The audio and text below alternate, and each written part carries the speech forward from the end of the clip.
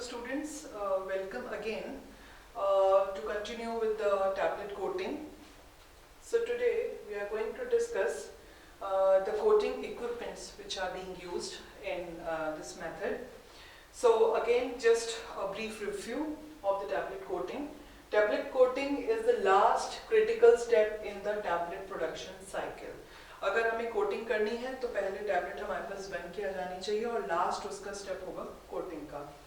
And it is a process in which the tablet surfaces become covered with a tacky polymeric film to achieve specific benefits. ठीक है, यानी कि coating tacky polymer मतलब यानी कि film coating हो गई, एंट्री कोटिंग हो गई या शुगर कोटिंग हो गई. टैकी इसलिए कहते हैं कि थोड़ा सा वो मॉइस्ट की तरफ रहता है, ठीक है, इसलिए उसको कहते हैं. And with specific benefits. Of course जब हम कोटिंग कर रहे हैं तो उसकी स्पेसिफिक बेनिफिट्स हैं, अदरवाइज उसको करने की रिक्वायरमेंट ही नहीं है. नाउ जैसे कि हमने लास्ट वीडियो में भी डिस्कस किया था, different types of tablet coating, sugar coating, electrostatic coating, film coating, vacuum film coating, dip coating, and-trick coating, ये सारे methods हैं. Next, benefits of tablet coating, ये again एक बार फिर से review कर लेते हैं. हालांकि ये सब डिस्कस किया था हमने लास्ट वीडियो में. टेस्ट मास्किंग, ऑफ कोर्स सबसे पहला उसका जो बेनिफिट रहता है टेस्ट मास्किंग. अगर कोई बिटर है टैबलेट, जब हम उसको ले रहे हैं अपने टंग पे रख रहे हैं, अगर उसका टेस्ट बिटर है तो डेफिनेटली टेस्ट मास्किंग के लिए यूज किया जाता है कोटिंग का benefit. And modified drug release. Coating can control the rate and location eight which the drug is released, which can improve the drug's effectiveness and patient compliance. Modified drug release मतलब क्या हुआ, अगर हम चाहते हैं कि drug जो है एसिड मीडियम में ना डिसइंटीग्रेट होकर के वो अल्कलाइन मीडियम में हो, तो डेफिनेटली हम उसकी एंटी कोटिंग करते हैं, जो कि डिसॉल्व कहाँ पे होती है, अल्कलाइन पीएच पे होती है.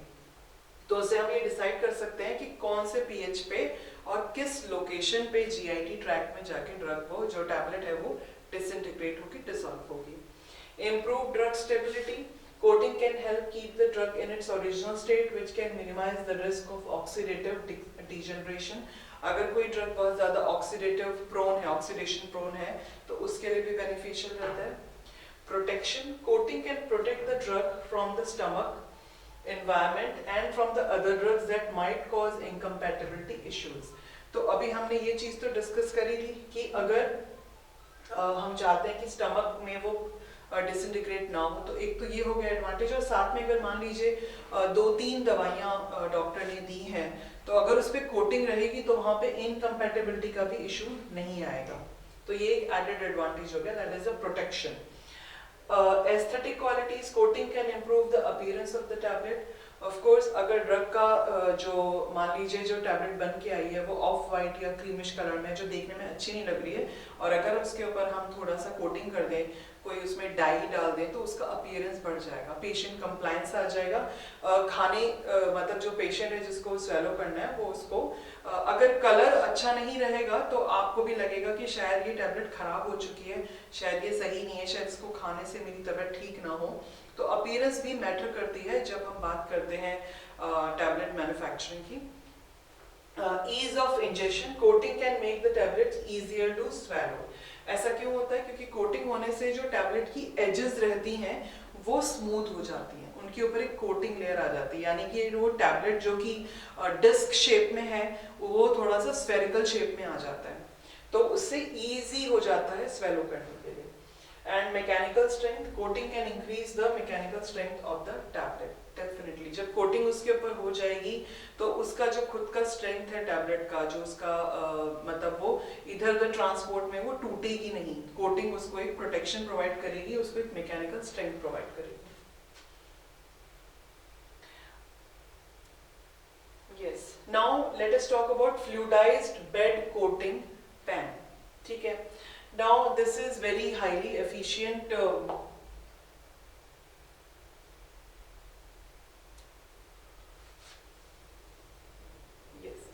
so this is highly efficient coating system जो कि यूज किया जाता है कोटिंग के लिए. and it mainly consists of a vertical chamber. अभी नेक्स्ट स्लाइड में इसका आपको इमेज भी है, वहां से आपको ज्यादा क्लियर होगा. Tablets are first filled into the vertical chamber and this process is called charging. ठीक है, तो वर्टिकल चैम्बर है, उसके अंदर टैबलेट्स को फिल किया जाता है, उस प्रोसेस को कहा जाता है charging.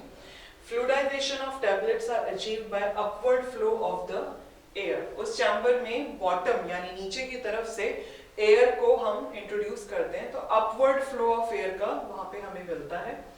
Air stream first enters the column which causes the tablets to rise in the center।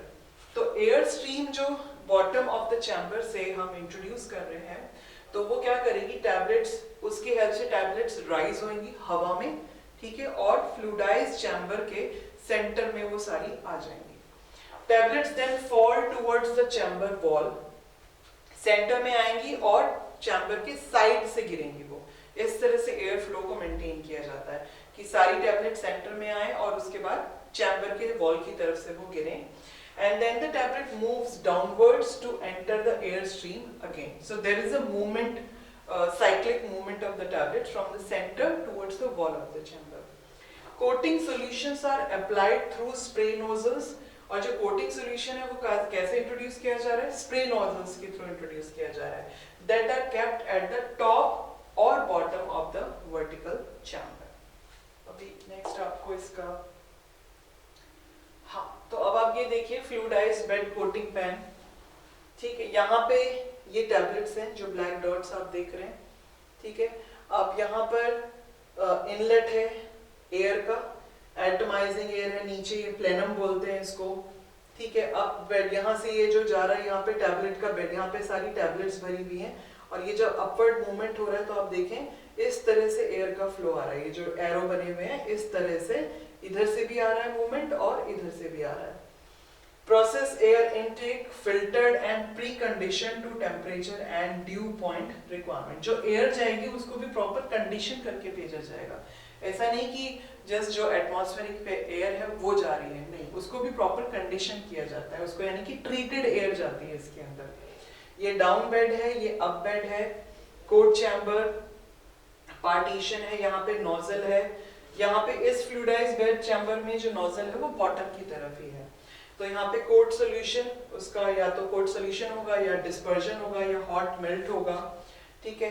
यहाँ से एटमाइजिंग एयर यानी कि बहुत ही फाइन स्ट्रीम ऑफ एयर यहाँ पे इंट्रोड्यूस करी जा रही है। और ऊपर आप देखें exhaust blower to environment, recovery system और इंसिनरेशन।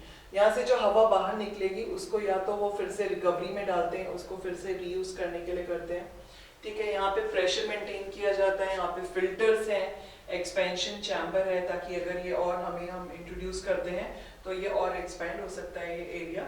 तो इस तरह का कुछ फ्लूइडाइज्ड बेड कोटिंग पैन दिखता है जो इंडस्ट्रियल लेवल पर यूज किया जाता है। तो अभी इस वीडियो में हम यही करते हैं, नेक्स्ट वीडियो में we are coming with other equipments and methods.